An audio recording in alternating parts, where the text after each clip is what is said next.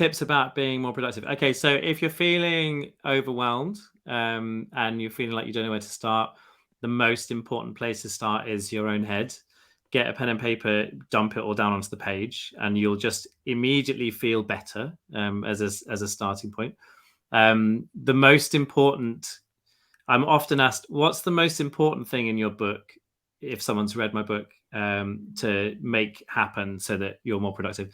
And the answer to that is always doing a weekly review. So this is about once a week, getting out of doing mode and getting into thinking mode. So that's about not being the worker of your work, but being the boss of your work, taking a step back.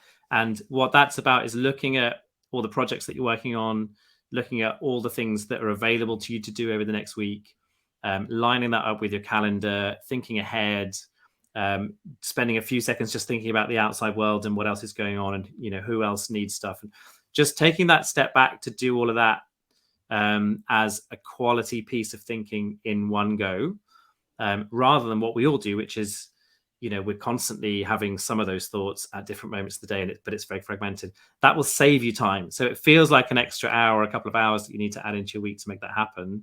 Actually, it just saves you so much time, and the only way I can really explain that is, trust me, just try it a couple of times and you'll find what those examples look like for you. And then, I mean, just really basic stuff like Marie, you mentioned keeping your inbox at zero. Just being really mindful of what's noise versus what's the really critical information.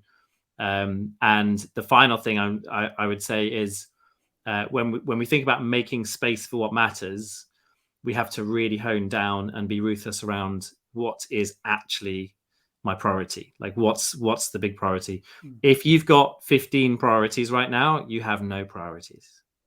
So the way I look at it is you can do one thing in the morning, one thing in the afternoon that are your big priorities, and basically beyond that,